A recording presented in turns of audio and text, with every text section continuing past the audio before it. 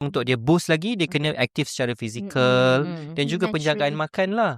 Right, of Terutama course. benda-benda yang proses kan, makanan-makanan yang MSG tinggi kan, tinggi gula, processed food, itu semua bagi suppress pada hormon. Okay.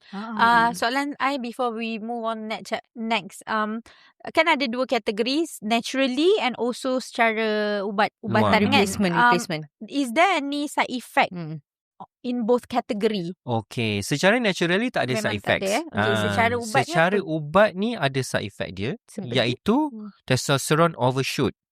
Okay. Maksudnya bila dia makan, bila kita bagi terapi gantian testosteron daripada luar, Okay. testosteron dalam badan dia akan shut down. Okay. Itu normal badan kita. Okay. Bila badan kita detect sesuatu daripada luar masuk, badan kita sendiri akan kata, oh, something daripada luar masuk, kita kena stop production Okay. supaya badan kita normal. Okay.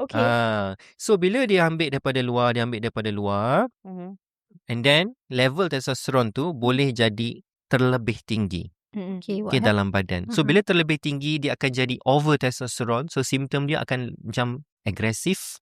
Oh, bahaya. Marah, panas baran. Marah, panas baran. Oh. Lepas tu Kaki jerawat, acne ya, Acne, terutama acne, body acne kat belakang. So kita nampak ada lelaki yang banyak jerawat-jerawat tu kadang-kadang testosteron dia tinggi. Takut juga. Dia lebih agresif. So dia nampak secara luaran lah.